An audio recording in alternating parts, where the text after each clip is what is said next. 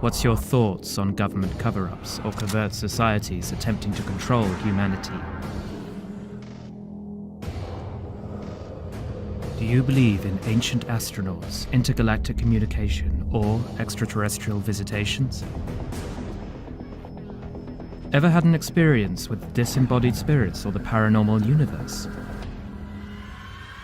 Are these subjects fact or fiction? Each week, Tony and Eddie explore these unbelievable realities and beyond. Exclusively on Truth Be Told. Welcome to Truth Be Told, where we believe an experience becomes truth. I'm your host, Tony Sweet, along with world-renowned psychic Eddie Connor. Hi, everyone, and welcome to our very first Psychic Cafe featuring mediums, metaphysics, and margaritas. Today, you're going to learn some fun facts about your personal sun sign. Our psychic medium experts will give you 6 powerful tips that can absolutely improve the quality of your life. And at the end of the show, I'm sharing another easy tip to help you stop, block, and of course, pop those butt predictions right out of the ballpark in the categories of love, money, and career in our Unlock the Universe Within segment. But first, a brief word from our sponsors. Thank you for supporting our sponsor, Earth Friendly Products. Earth Friendly Products have brought families the greenest home solutions for over 40 years. Learn more about them at ecos.com. That's ECOS.com. And peruse over to adventuresunlimitedpress.com to purchase books from many of our experts featured here on Truth Be Told with Tony and Eddie. Our first guest tonight is astrological consultant and healer Rachel Lang. Rachel Lang is a professionally certified astrologer, medium, and Reiki master teacher with an international client base. She combines her technical knowledge of astrology with both intuitive and mediumship skills that uplift and empower her clients all over the world. Rachel hosts Blissin' Up here on UBN Radio, and she writes a monthly horoscope for the Live Box Office magazine. Our second guest is spiritual advisor and wellness coach from Canada. Welcome internationally acclaimed reader Louis Mabee. A private reading with Louis is like talking to a trusted friend. He has a gift of immediately putting you at ease while touching your heart and soul with his authentic insight. Louis works on the soul level of spirit, meaning he has the ability to look into a person's soul vibration and read the fine print of what has happened in your past, present, and future. Louis has a remarkable gift with helping his clients feel both healed and empowered. Last but certainly not least, our third guest is intuitive tarot reader Ellen Dostal. As an intuitive, Ellen uses the tarot to help her clients overcome obstacles and understand why they are getting what they are getting, especially when what they are getting is not what they want. Often called a psychic cheerleader, her conscious counseling helps people moving toward their goals until they actually reach them. Ladies and gentlemen, welcome to a new episode of the Psychic Cafe, as Truth Be Told shares mediums, metaphysics, and margaritas with world-famous Rachel Lang, Louis Mabee, and of course, Ellen Dostal.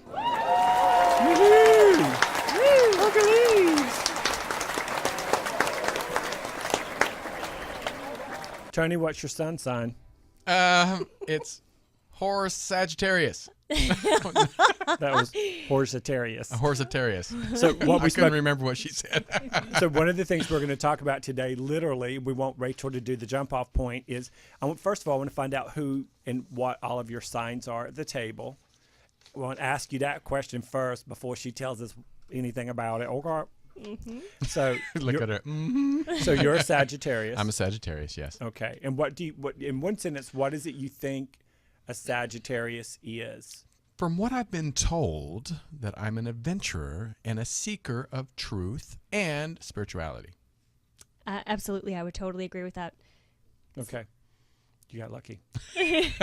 Lewis, what's your sun sign? I'm a cusp. I'm Aquarius and Pisces, but I'm predominantly Pisces. So say it again. Aquarius and Pisces, I'm a cusp. Wow. So the 19th? 19th? Yeah. Capricorn rising. I can see that. So what is the one thing about your sun sign that you think you are or that you think you're not? Spiritual is one of the predominant with Pisces. Wow. And go with the flow. But don't piss me off. That's the Capricorn rising talking right there. My mom's a Pisces. I know that one. It's a slow burn, but when it burns. What about you, Ellen? And I'm an early Leo. I'm close to Cancer, but not on the cusp. I'm just a couple of days in, but I have a Libra rising. So I've been told Leos like to shine, but I'm a softer Leo because of the Libra, I think. I'm not a me No. person. No. And a lot of Leos are. Yeah. Or they're not me, please. I can't take the spotlight. But really give it to me. The push-pull Leo. Yeah, totally. What's the one thing about you that being a Leo that you know that you are or thought you were, whether you wanted to be it or not? Oh, I was a singer, and so I was always a performer. Yeah. And that to me seems classic Leo, is In being the out there in spotlight. front. Wow. The need to express yourself. Very much In so. song. And dance. In theater. Theater. What are you, Rachel? I'm a Libra with a Taurus rising and a Gemini moon. Oh, wow. So yeah. That's a hot mess. I won't say a lot of the other things that I have in my chart just because people might know too much. That's a trademark with an astrologer, right? Yeah. Like Yeah. you know the power of what this means. Like I don't want to give too much away. Which is why some people won't give birth dates, and they especially won't give time of their birth. Yeah. I'm in Aries with a Gemini rising and a Capricorn moon. And what I was told that I was born under the sign of Aries to push me out into the spotlight. But the Gemini is the part of me I like to hide and isolate. But if I have to be out and doing what I'm doing, I'm on and popping. But I'm scared. Don't be scared. Yeah, no, I think that that Aries. I think one of the challenges with having Aries Capricorn anywhere in those first three is that the Capricorn is so cautious. That Capricorn, it's like, I need safety and security. And the Aries is like, I need to make things happen. I don't care who I make mad. I'm going to keep on going. And the Capricorn's like, no, please don't. I need safety. But you're always working toward a goal. Contradiction. Oh! Which you talk about a lot. Yeah, which is where that makes total sense. So you're going to share with the audience each sun sign in the zodiac. So there's 12 of them. And if you're just tuning in, you're listening to On Air with Tony Sweet's Truth Be Told. I'm Eddie Connor. I'm Tony Sweet. I'm Lewis Mabee. Ellen Dostal. Rachel Lang. And I'm Eddie Connor. And this is our mediums, Margaritas, and Metaphysics. So cheers, everybody out there. Yay! Clink, clink, clink, clink, clink, clink, clink. So Rachel is going to share with you some of the fun facts about your own zodiac, so everybody gets to participate in it. And then we get to see who to train wreck. Why are you looking at me? Yeah, who the smart people, who's stupid. I'm joking. Why are you looking at me? Fun. Yeah, and fun. Yeah. So, Rachel, All right, take it away. Here we go. And what I've done too is I've given a little mini summer forecast too for everyone, so that you can and if you know your rising signs, listen to this for your rising sign too, because a lot of horoscopes are based on rising and sun. So we're going to start with Aries because they're the first sign in the zodiac. Okay. And because Eddie's an Aries. Yeah. So, Aries, you're here to march to your own beat. That means you have to take charge. You have to lead. The last couple of years have been a lot of changes for Aries. Aries, Capricorns, Libras, and Cancers. But there are a few more really great surprises happening from the universe this summer that will be really exciting, and especially in your love life. Really? Yeah. So lots of new surprises, new beginnings that are happening for Aries. You've been putting Still. it out to the universe. Now maybe somebody else will. I haven't been putting it out to the universe. Oh, okay. Never But mind then. it Maybe I keeps have. coming back. Yes, it It does. keeps coming back. It keeps coming back. I've had readings with two people in this room, and you have said this too, and we haven't done a reading with each other yet. They keep saying this summer love, summer love, summer love, summer love. And I'm like, let's talk about work. And they're like, summer love. And I'm like, work. No. Let's finish with the love life first. Let's do that first with him. Yeah. I'm kind of feeling June. Really? Yeah, I get butterflies in my stomach when I think about this. This is a significant relationship. Bingo. Wow. Look at him getting all embarrassed. Yeah, it Yay. makes him a little shy. Cheers. Oh, cheers to that. Cheers to that. To love. Clink, love. clink, Love clink, is clink, love. love, to love. Oh, my goodness. I feel happy now. And this is real, by the way. Yeah. Yeah. Yeah, it is Yeah. real. Thank you. Yes, absolutely. You're welcome. You're welcome. It's not me. Thank the universe. Thank you. Thank you for manifesting it. Thank your parents. Yeah. Yeah, it's your chart based on them. That's a good point, actually. Yeah. And the contract you had to be born to them. That's right. Girl. They'll deliver. Deliver and not leave the planet. What the hell? Exit. Okay. I mean that with love, because they can hear me over there now. Yeah. So should we move on to Taurus? Yes. Okay. So first of all, happy birthday to all our Tauruses out there. This is going to be a really interesting year for you Tauruses. So first of all, you have a reputation for being really stubborn. But I like to think that you're tenacious. This isn't stubbornness. This is when you set your mind to something, you go for it. And the last couple of years have really, really tested the Taurus resolve. They've had it's been a slow climb up and forward. But it's all going to pay off once we get into September. It's time. You've been building your empire. And so everything's going to start unfolding once we get into September. Ooh, that's good. Yeah. Yeah, Taurus is really nice next year, and that'll go through all for 11 months. Then Gemini. Now, Geminis are, there's no such thing as a boring Gemini. You know, Geminis are the ones who are going to dish out all the gossip. They're the ones that you want to talk to if you want to hear what's happening and what everybody's doing, what everybody's got going on. But you might be surprised, and Geminis, your friends might be surprised, because you're actually a really deep thinker, and you have a lot of varied interests. So you're always curious, always inquisitive, always looking for new things. And this summer for you, Gemini, this is going to be a summer of climbing new heights. So there's a lot of success that you're going to be building, especially professionally. And in terms of love, it's going to be a very playful summer, very just sort of carefree. So I like that for you, Geminis. Well, so for new listeners, so I'm an Aries sun. That's my birth sign. Yes. I'm a Gemini rising. And so what I'm learning here is that I also need to pay attention to whenever I hear or read something about a Gemini, since it's my rising, because it is a part of the Aries sun for me. Yes, absolutely. So if for any of our listeners who don't know anything about astrology, your chart is comprised of all the planets are in different places in your chart, and it's all based on the time, place, and date of your birth.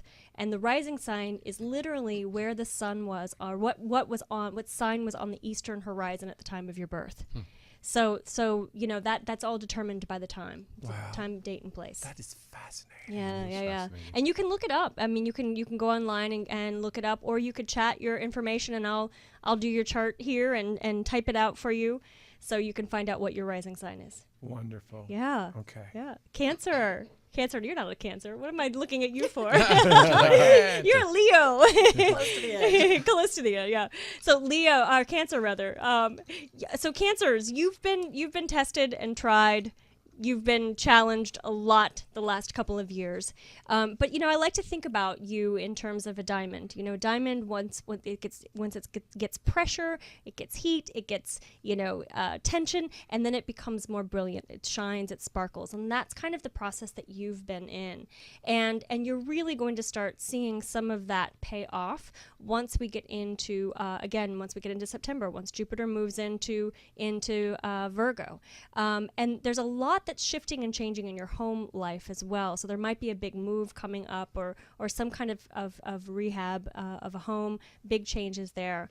So this is a time from now until September, the summer, you're really being urged to step into your brilliance and to really shine and allow yourselves to sort of be a light for others in your lives. So that is that's really helpful. And if you need inspiration, go to the water, because Cancers need water. Absolutely. I love that. Make every day a beach day. Leo, your summer forecast. No, it's good. It's really good. Actually, it's really nice, because this summer Jupiter's still in Leo, and so you've had about 7 or 8 months of the planet of luck in your sign. And so there's been a lot of opportunity for you to step into the spotlight, for you to really sort of express yourself. And that's going to continue building up to a climax this summer. It's time, lots of new opportunities. It's time to take a leap of faith. She's good. We'll tell you why later. Yeah. Thank you. I'm blushing now. I'll give you some confirmation in a little bit. Yeah. Thank you. So this is also a great summer for love for you. Yeah. Yeah. Hello. Oh my. Yeah. Now, Turnabout's fair play. yes. Now here's the thing. You might actually have someone from your past come into the present. Oh no. That makes total sense. Really? It does. Are you an astrologer too, Lewis? No, but You got. Oh yeah. boy. Is it somebody that I like? It will be. Yeah. It will. it's like yeah. it's like newfound. It's Totally, it's a new totally a respect. reinvention for Yeah, it. Yes, exactly. So that actually could be that could be juicy. Dust off those pumps. Yeah. Let's see, Virgo. So Virgo, actually, now Virgos, you might feel as if you've been climbing the ladder slowly, and again, September, everything changes, and you start really seeing some success. You can really have it all.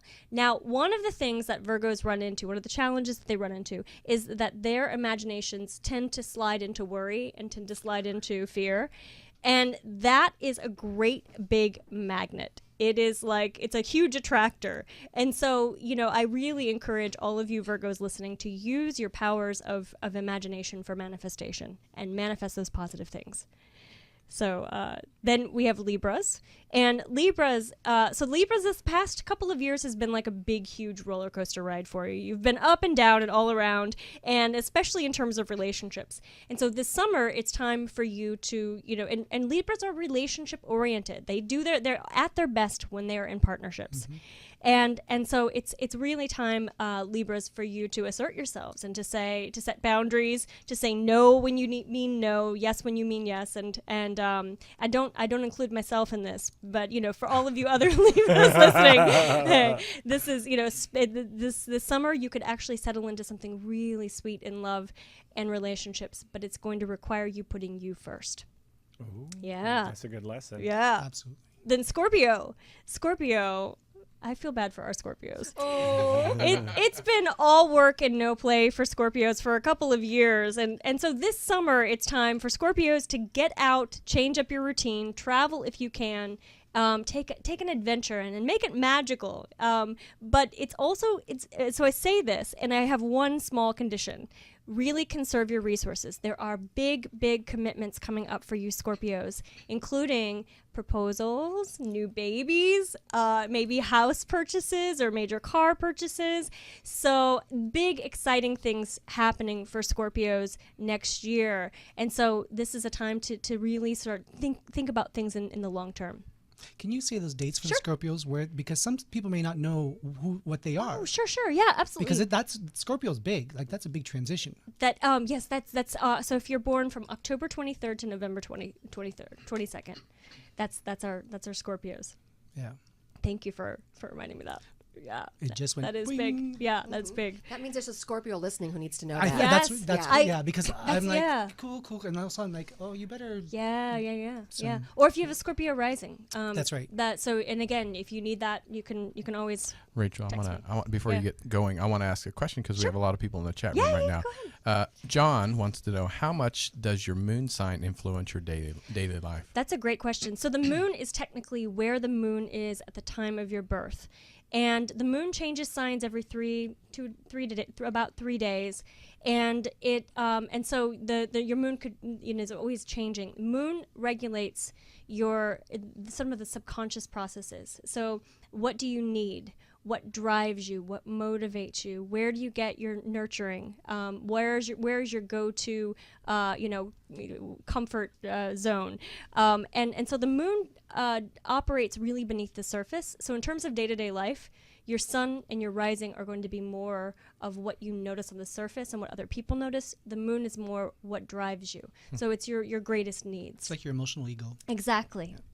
Is the moon more connected to the subconscious mind? Mm-hmm. It is, and it's connected to mother too. So the moon relates. It rules your intuitive connection to other people and how open or closed you are, how receptive you are, because that's all based in that early infant experience of figuring out how to get your needs met from your mom and dad. So you have to figure out what makes them tick. Yes. And how to get what you need from them if you're not getting it through that subconscious channel, and then that sets the tone for the rest of your life if you're not cognizant of it. Exactly. So if you're a Capricorn moon, for example, if you're a Capricorn moon, one of the things that you have to learn is, number one, how to be cautious again, because it's ruled by Saturn. Yeah. You learn that things might not be given easily. And so you have to earn everything that you get. If you smile the right way, if you talk the right way, if you say the right things, then your parents will shower you with love. If you don't, then they will withhold it. And so there's a real pattern that gets formed where Capricorn moons have this real need to achieve, to succeed, to earn love. That is crazy fascinating. accurate. And that's a great when new parents for new parents they if they know their child's moon sign, then they can kind of like wiggle the transformations that are required for that newborn to make them more healthier and positive and common sense. Yeah, To bring common sense back into the world. definitely. Yeah, that's incredible. That's a really good, like, it just resonated with me to hear that. And that helps me so much because I have 3 other brothers growing up, and the way I got attention, aka love, because I was confused with what love and attention was the same thing, is I had to work harder than they did, clean better than them, mow the grass better than them, and I couldn't understand why they mostly didn't give a flip. But they got the cookies and the ice cream and the stuff, and I'm like, what? That's not, no. Because I'd already mowed the grass and all of the other stuff. So it's fascinating to see the inner dynamics, not just with family stuff, but a lot of this comes back up to your moon. Mm-hmm.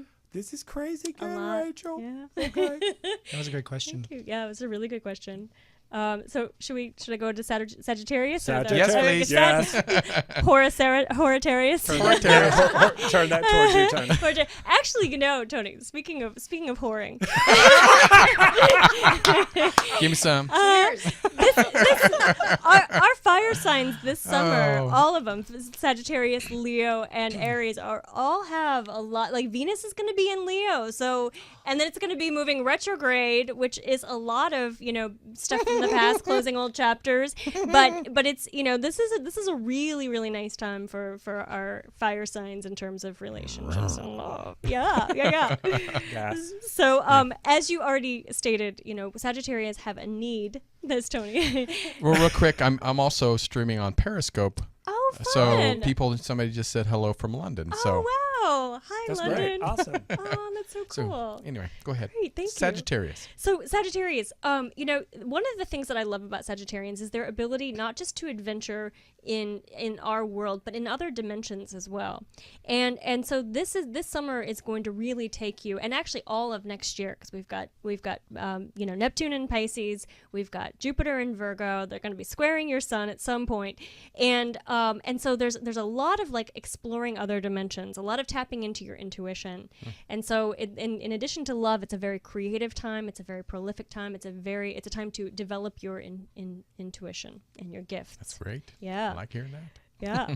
Capricorn, it comes after Sagittarius, and Capricorn is, Capricorns, you feed on success. You need a goal to be working toward. And so because of this, you can sometimes have the reputation of being really stubborn, because when you set your mind to something, you commit to it regardless of anything. It's almost like you have tunnel vision. And so this is a time for you, this summer especially, when you need to own it. Whatever it is that you're working for, own it, step into it. You're going to achieve success. 2016 is a really significant year for you to have some return on some of the emotional, mental, and financial investments that you're making right now. So keep going strong. Then Aquarius, you have a real need for independence and freedom. But for Aquarians, it's so interesting because they're as free-spirited as they are. When they make a commitment to somebody or something, they're in it. Like they stick. And so this is Aquarius, this is going to be a time for you when, you might be thinking this summer about settling down, about making some of those big commitments, big decisions. And what I urge you to do is to really really to do all of your inner homework, before you settle down, before you make any major commitments, because once you commit, you're in it. And so you want to make sure that you're doing the right thing.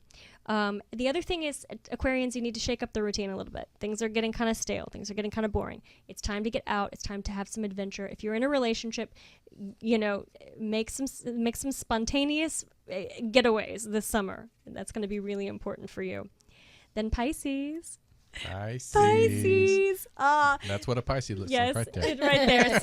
So handsome. Now, I love Pisces. Pisces, some of my closest friends are Pisces. I love every sign, but some of my, I really do. I love. I feel like she's leading up to something. So, Pisces are you're kind of like, since it was, the Grey's Anatomy thing is all, you're the McDreamies of the zodiac. Ooh. Don't die. Don't die though. Yeah. No, don't die. No, but I mean, like, That'll be newsworthy, yeah. Yeah. Like, you're the rescuer. You're the ones who are usually very romantic, very idealistic. Kind of a foot in this world and a foot in another place. And Pisces can be very blissed out. And so we all want to be in that place where you are. Like, where are you in energetically, emotionally? And so this summer, this is a summer to really let yourself be carried away. And let yourself be carried away and daydream. Like I would set aside time, all of you Pisces listening, 30 minutes a day to just go into that imaginative place and dwell on possibility, because that's how you're going to manifest really amazing things in your life. And it's also how you're going to tap into some of your creative gifts. So take advantage of that. That's awesome. Yeah. What's the biggest? Which sun signs get the biggest? I'm so buzzy right now. Which sun sign gets the biggest negative rap besides Sagittarius? Yeah. No, actually, I think Scorpios do. I do too. I think that. But Capricorn's a little bit too. Capricorn's a little bit. Scorpios more. Yeah. Scorpios do just because they're so intense, and Scorpios have to have. They're very private and secretive, and a lot of Scorpios have to have a secret life. And so when they're in relationships, they have this whole secret life going on that their partners can't get into, and it's not deceptive. No, Scorpios it's like a duality. It's like they have to have something that's their own, that's sacred to them. The secret private room kind of thing. Yeah. I knew my mom for 54 years, and she was a Scorpio, and I'm like, still things I'm just learning about her. Really? Yeah, child. Mm-hmm. So who's really the horse of the zodiac? The horse of the zodiac? The Tony. The real Tony Sweets. Tony Sweets. Yeah. Facebook, Tony Sweets. Actually, I'm going to be honest. Capricorns. Actually, Saturn is linked to. I know a few Capricorns. You're right. Well, what happens is Capricorns get so focused on their goals and on their work that they forget about their home lives.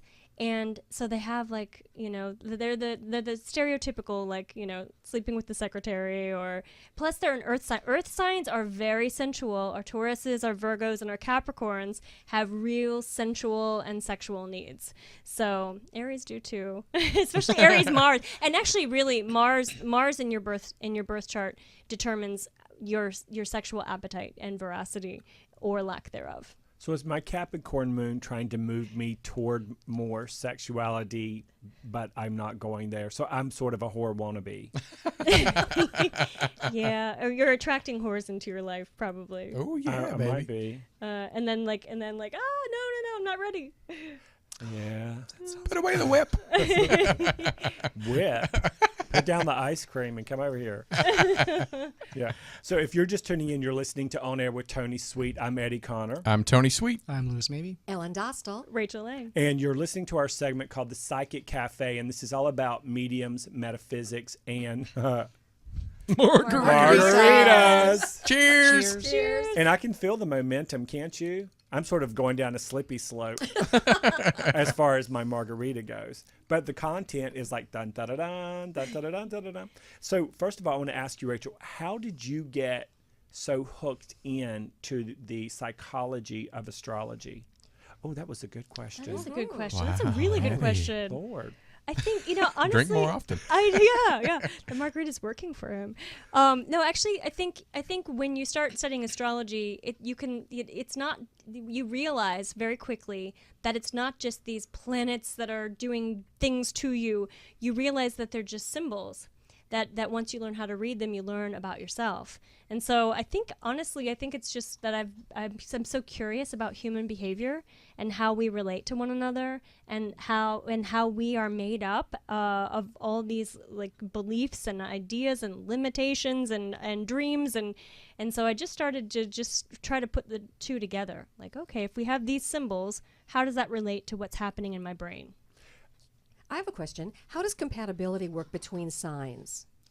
That's a great question. So I look at compatibility in a very optimistic way because I'm a Libra. Now, every single sign has different needs and wants in a relationship. And Leos need a little bit of drama. But your Libra rising probably gives you some, like, you need balance, drama, I like balance. to watch it, but I don't want to live it. Yeah, that makes sense. Voyeur. Aries need a little bit of conflict. You need a little bit of, fight every once in a while to keep things going. Sagittarians, you need adventure. You need to feel like there's always something on the line. Like This is true. The person could leave. And a Pisces needs heart. You just need a heart connection more than anything else. Like, you need to know it's safe and it's secure and that Everything else falls into place. Yeah. But the heart So needs then, to. do you need those qualities in other signs Well, when you say that? what happens is there are other signs that are complementary. So, for example, water signs are complementary with other water signs or with earth signs. Air signs and fire signs tend to gravitate toward one another because the way that they receive information and the way that they process information is similar. Earth and water tend to be more internal processors, whereas air and fire tend to be more external processors, action oriented. They don't hold things in a whole lot. They can kind of they need action, they need activity to process through. But at the same time, there are so many nuances. So every single chart is made up of all these different planetary placements. And so when you're looking at compatibility, you're going to look at both of these people individually, what they need individually. You're going to look at the chart together and say, okay, here are the problems. Or, oh, wow, here's the red flags. But I never say it's not going to work out. I always say, here are the challenges. Now you go decide. Do you want these challenges or do you want others? It goes sort of back to what you were saying, Lewis, earlier about if the parents got together, did the birth chart, and then they could see where the moon is in their child and know the best way to create an emotional attachment with them so that it's healthy on the mind, body, spirit level. Right. Now, I think everybody at this table would agree that every person on the planet is psychic, whether they believe they are or not. So this question, I want to say that first and then ask the question, is there such a thing as the perfect formulaic astrological chart for a really good psychic or a really good medium, in your opinion? That's a great question. So I find I actually work a lot with black holes. Because if your sun or if your Mercury, Not those kind. yeah. No, I mean like literal. Okay. So the short answer is there are influences that you can see that show that people have access to other dimensions or they're open to other dimensions. Like if their sun or Mercury or moon or rising is anywhere near the galactic center, that's a big, huge it's a huge gateway.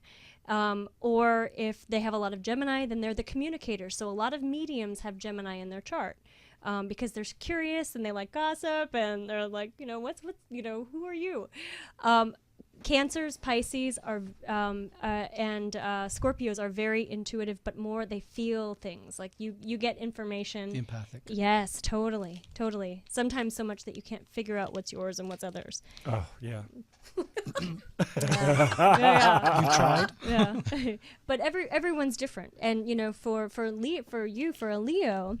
You work with tarot, you need to have that kind of beautiful symbol right there that then you work with and you interpret and you make your own. So it depends. It depends. Wow. So, Lewis, how old were you when you first had a psychic experience and knew that it was, quote, normal in a world where it's often considered not normal?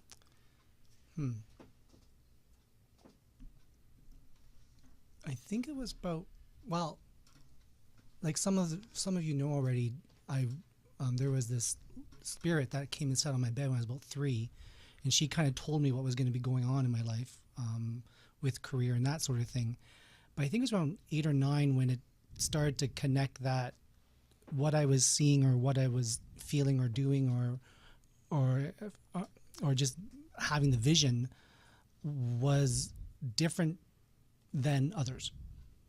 And it actually was with my friend at the time. There was a bunch of us playing kick the can, and we were running to go hide, and all of a sudden I did a full stop, and I'm like, David, come here, and I said, put your ear to my ear.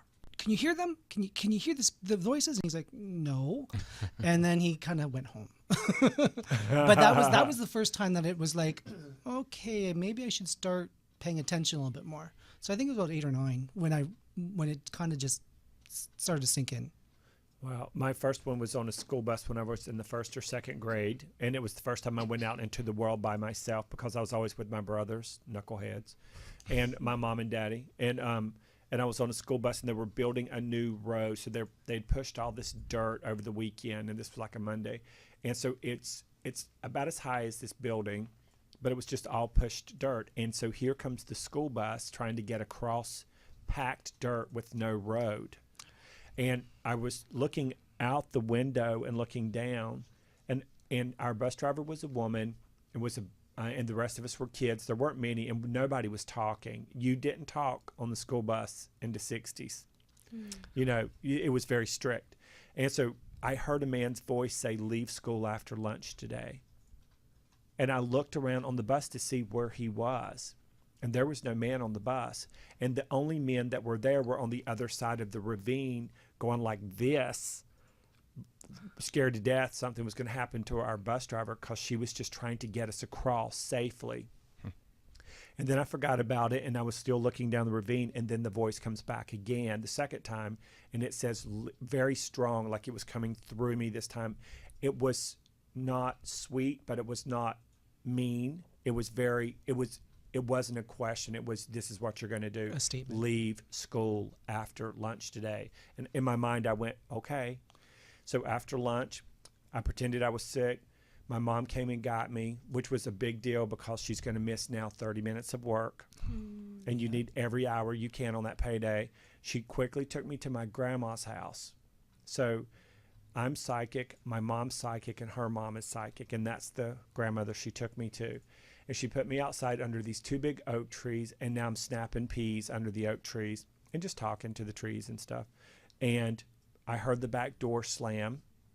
And I knew she was coming, my grandma, and I'm snapping the hell out of my peas, man. Just snapping, pretending I don't hear her.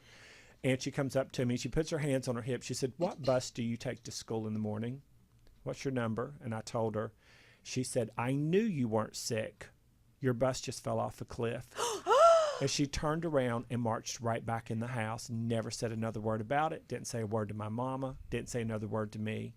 And I was like, and that's where you're going to leave me? Snapping peas? And that's when I knew it was not weird or crazy, but I also had nobody to help me with it. And it does a number on you. How old were you whenever you had your first major psychic I was experience? like Lewis. I was probably around 3 or 4 because I used to play with other kids in the sandbox that weren't really there. And I thought it was normal. And then one day I'd say to the adults, you know, I was playing with so-and-so, and they'd say, oh, they're not really there. So we were playing up in the trees one day then, and I said that to them. Oh, you're not really here. Now, I fell out of the tree that day. I don't know if they pushed me. I don't think they did, but it's just a coincidence that I fell out of the tree. Yeah. And then I didn't see them again until I was an adult. So that's kind of when I made the connection. Oh, that's what that was. Because it was normal to me as a kid. And isn't it interesting that most children at a very young age have no filter, so they think that it's normal? Right. As soon as we start hearing no all the time or don't, we get dumb. Our spiritual connection becomes dumber. Yeah. Wow. And we also want to please. Right. So, and we want to be loved and all of stuff. Yeah, Mama would sit and say, yeah, you would just sit and talk to nothing. I was like, well, compared to the family, I had to pick my best options. How about you? How old were you? You know, I was just thinking about that. I think I always had a connection to spirit. Always. I mean, there was always a mediumship component, and my parents were evangelical Christians, and we were part of a charismatic movement, and so it was totally fine and acceptable for me to have prophetic visions and to get messages and to do healings, and like that was the community that we grew up in. So I could tell them about the angels I was seeing, and they would be like, yeah, we believe that. I'm like, oh, there's one right there, and there's one right here, and there's one behind you, and so it was encouraged. And also my grandparents owned a funeral home. And so I lived in a funeral home for just a short, brief period of time, but spent a lot of time there, and would have very clear, moments with ghosts. But then once it started going into the new age, my parents, were trying to shut that down. Like, oh, no, this isn't what you're doing. That's imagination. So. Yeah, what do you guys think is the biggest misconception? Because we're all mediums, we're all psychics in this room, and we're all intuitive.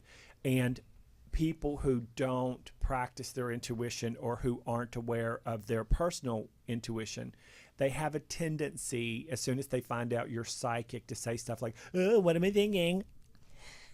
No, ask me what I'm thinking. But they go to that automatic because they have no point of reference, really. But in your opinions, what is the biggest misconception that you get in your daily life about being a psychic, an astrologer, a medium? What do you get? A lot of people used to ask me numbers. Oh, for lotteries. Yeah. I'm like, if I knew them, do you think I'd be here? There you go. Like, I'd be in the south of France right now. Thank you very much. But I mean, lottery numbers are they're just rolls of the dice. Like, they're not predictable. I mean, you can get them a little bit with numerology as far as your personal numbers go, but to get a feeling of specific numbers to line up properly so that it gets a motherload of a cash, it's very hard to do. Yeah, and I love this because, tell me if you guys, what you think about this. Everything comes back to free will. Mm-hmm. Everything comes back to the more pure your frequency, meaning your thoughts, your feelings, your frequencies, your belief systems, and rolling that dice over and over and over. And the more pure you feel about it, the happier you feel about it, the more consistent you will win. But because every thought usually goes like this somewhere with every human, that affects the outcome of rolling that dice. Yep. And so they want to know what the winning lottery numbers are, what the numbers are when you're rolling the dice. But people don't talk about that free will element that we all have. Mm-hmm. That's right. a good one. I think it's like when people ask me that question, I say, you're asking the wrong question. You should be asking me, am I in alignment to win the lottery? That's right. Yes. Oh, that's good. Yeah. And then your answer is like, no. Yeah. Save your money. Yeah. Yeah. How If about you you? have to ask it, probably not. Right.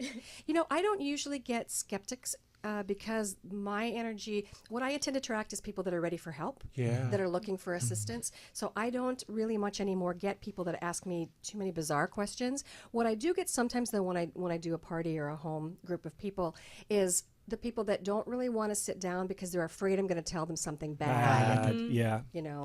And it's not about telling you something bad. It's about knowledge. Right. And my filter that I come through is whatever information is given, let's find a way to work with it. Let's if it is something that maybe is not quite desirable, there's got to be a way to work with it in an empowering fashion that doesn't leave you devastated. Because of free will and choice, you want to be able to take actions that are empowering. Right. Yeah. What has been your biggest lessons as mediums and psychics? Like mine is, I'm not here to save the world. Yep. I am not the cell phone police. I am not here to make it fair for everybody else. I don't give advice to somebody if they don't ask me. That was a hard one for me. And so those were my personal lessons. So now I stand back. I let everybody do whatever. Now I still get pissed off if you're using your cell phone and you're driving your Prius beside of me and slowing me down. Yep. But that's something I'm working on. But my personal lesson was I'm not here to save the planet. And honestly, to find a way to put myself first and and fill myself up first before I start, extending too much energy out. What were some of yours? What's your lessons as psychics and mediums? This is a business. It's what I do, but it's also like a lawyer or a nurse or anything else like that. It's a business. You check in, you check out. Yes, it's never off, but I used to get people phoning me at 10:30 at night just because they thought that they would catch me, so that they could ask me a question. Well, I just have a quick question. Well, there's no quick answer, and so I treat it like a business. I'm still, you're gonna when you make an appointment, you're gonna get the full thing. You're gonna get the experience. But when I'm walking in the mall, when I'm picking up my dry cleaning, it's just me. Yeah. It's not Lewis the psychic. It's just Lewis. How long did it take you to get to that? Probably mid-30s. Yeah. Yeah. It was a good while because Pisces being the pleasers. Yeah. We oh, sure, no worries. Don't worry. Oh, yeah, don't worry. I'll just change my plans. Yeah. Again. Yep. Yeah. What about you, Ellen? For me, one of the things that I've noticed is that I should listen to my own words, meaning that when I have people come to see me and I hear the same things, like Over and common over. threads in their readings, I know that that's also for me as well. And I don't usually remember other people's information when they leave. Since it's not for me, it doesn't matter if I remember it or not. But when there are common threads, and when you get people to say things out loud, they often hear what they need to hear too. And sometimes it comes from their own words. So the power of putting something out there into the physical plane, I think, is really strong and really powerful. I like that. How about you, Rachel? For me, this is something actually I really, really struggle with, and kind of like what you were saying, Lewis. I like to make people happy, and I love it when I'm sitting next to someone, and I'm also empathic, so I feel what other people are feeling, and if I give them information that's maybe not so desirable, I immediately feel them going, and I'm like, wait, no, let me change that. So my biggest, the thing that I'm always working on is how to be honest, how to not. I mean, I'm very honest. You're honest, yeah. But how to deliver messages that are hard to deliver in ways that are empowering, rather than just glossing over or sugarcoating or pushing it out of the way and saying and talking about the good stuff only. Well, it's interesting, not to turn this into readings and stuff, but I feel like you have two new guides coming in, flanking you on that, literally bookending you. I really do, because it's kind of like you already have a great filter. And you really, even if you're having to deliver challenging information, you do an excellent job already. But I think they're just flanking you, holding you in that space so you see that you are, instead of responding so quickly to their reaction. Thank you. And if you see the color red, that's one of them. If you feel red for some reason, or you're drawn to red, that's one of them. I mean, yeah, definitely. Thank you. That is Thank so you. cool. That's so cool. Thank you. And I so, appreciate that. So what about you with psychics? First of all, you're around a lot of them. And I love it. Yeah. You Why? can't tell. I think it's because I feel more at home with people that have acknowledged their gift. And we're, growing up in the Midwest. Yeah. And as you know, from the South, if you mention psychic, it's always was referred to as evil, or, it was a bad thing. It was a bad thing. Or so Cleo. Right. Oh, Call the psychic plan.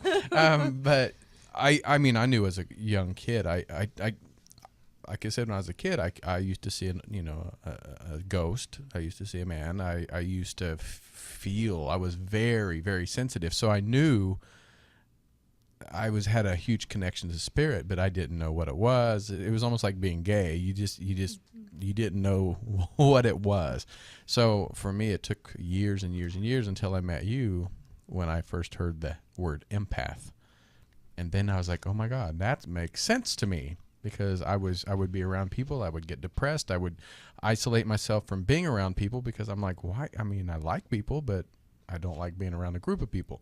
It's because I think I would always, attach their guilt and their pain and their depression, and I would walk away with it.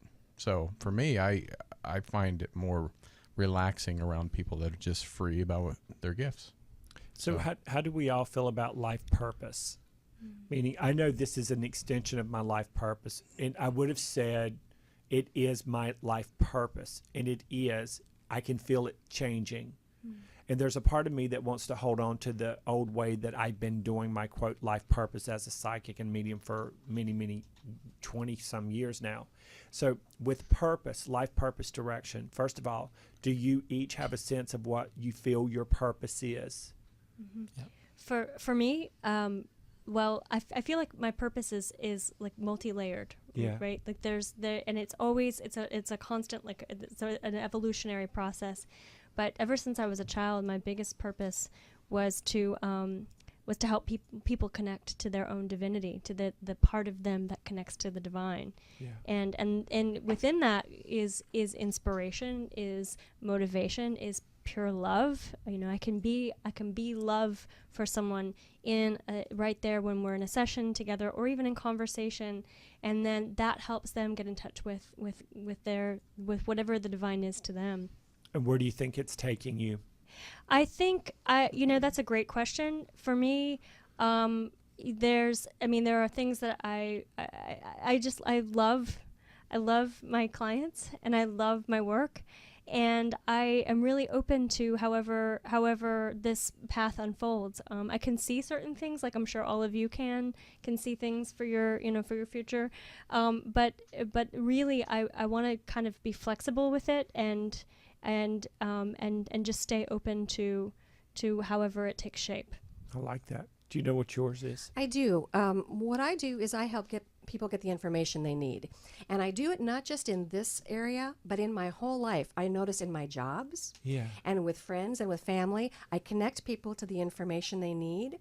And so this practice is about it's helping people get where they're going. Yeah. I'm sure like all you guys, there's nothing better than when somebody calls you and says, I got the thing I wanted. Or, it doesn't even matter if it helped. It's just that they're accomplishing what they want to do. They're succeeding. They're moving forward. They're happy. Mm-hmm. Because when we get what we want, we are happy for the time being. Yeah. Because life is a journey. And it's not, landing in that place over there is not it. Because, you're so briefly at that point that your happiness level is it's got such a short shelf life. So you've got to make the journey enjoyable or less scary, Mm-hmm. Where do you think it's taking you? Taking me personally? Yeah, what you just described. Where do you think it's taking you next in your life? Well, I think to help people on a bit larger scale is the way it feels like. It'll still be what I do, but maybe it's a bigger outreach or at a bigger scale. Like that. How about you, Lewis? I think it's a lot close to you.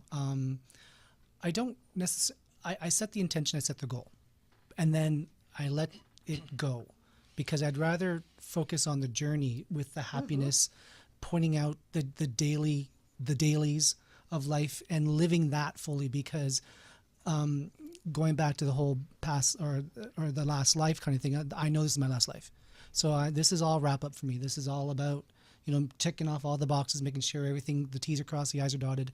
And so this is going to be more about the experience overall, as opposed to focus 5 years down the road. Now, of course, there is goals that I want to achieve in those time frames, but I'm more focused on one foot in front of the other and making sure that footing is put down soundly and with energy and effort. When's the first time that you guys, we have about 5 minutes left in the first segment, but when's the first time you guys ever acknowledged or woke up to the fact that Earth is not the only place we incarnate? Can I start? Yeah. Sitting on the porch with my dad, who said, there's a UFO, and there was, when I was a kid. Wow. Didn't know my dad believed in any of that, but he believed in UFOs, and we saw one. Wow. Mm-hmm. Flew right over the creamery. Wow. Disappeared in the sky. I love that. I've seen 5 in this lifetime. Wow. Yeah, I mean, like 3 of them were so low that we could literally throw rocks and potatoes at it. For real. How about you? Especially as an astrologer, because you can see in the chart where this is not the only place we come and go. Completely. Actually, yeah. And if someone has an influence in like at a quasar or a black hole or some kind of those or a fixed star, they're usually like, this might be your first time here. But actually, I do a lot of I do occasionally past life regressions with people where I combine Reiki Reiki with the like visions of the go into the Akashic records. And I had one client, and this is about 2006. And I said, okay, you're not going to believe this. I said, and this is the first time I literally saw the vision of this planet for him. And I said, you're not going to believe this, but you had a lifetime on another planet. And that was the first time I saw it. And he's like, oh, no, that makes perfect sense to me. Wow. So it was amazing. It was so cool. And you had that experience, and you're like, oh, my God. Yeah, I'm like, wait a second. I didn't know that was, I mean, I knew it was possible, but I didn't see it, you know? Yeah. How about you, Lewis? 5 or 6, I was in church. Wow. Easter Sunday when they were talking about the resurrection. And all of a sudden it went, whoof. Ding, I'm ding, like, ding. what was that? And so I'm trying to listen to the minister, and I'm trying to listen to what's going on over here. And it was quite interesting. Wow. Yeah. I love that. If you're just tuning in, you're listening to On Air with Tony Sweet's Truth Be Told, and we're today talking about the Psychic Cafe in terms of mediums, metaphysics, and, of course, margaritas. I'm Eddie Connor. I'm Tony Sweet. I'm Lewis Mabee. Ellen Dostal. Rachel Lang. And we're going to take a little break, and we'll be back in just a little bit to tell you, to give each of you 6 powerful tips and things that we all personally do here on the show that can enrich the caliber of your life, the quality of your life. And then we're all going to jump on board and do an Unlock the Universe Within segment. And we're going to talk to you about some contradictions and how not to do those. Cheers. Cheers. And before you go, you guys can go ahead and do your thing. I want to, before we take a break. If you're liking the show, make sure you tune in every Friday at 4 p.m. Next week we have an amazing guest, Mike Adams. He is called the Health Ranger. He is a very outspoken consumer health advocate, award-winning investigative journalist, and an internet sensation. He is the founder and editor of Natural News, and it's the most trafficked health news in the world. So he's going to be on. And then we have, if you like Egypt, we have an expert. We have an Emmy-winning documentary director, producer. His name is John Anthony West. He's going to be on talking all about Egypt and the secrets underneath. Fantastic. Yes, of the pyramids. So, all right, well, time for a potty break. You guys go do what you need to do, but come back. Truth be told, right here on Universal Broadcasting.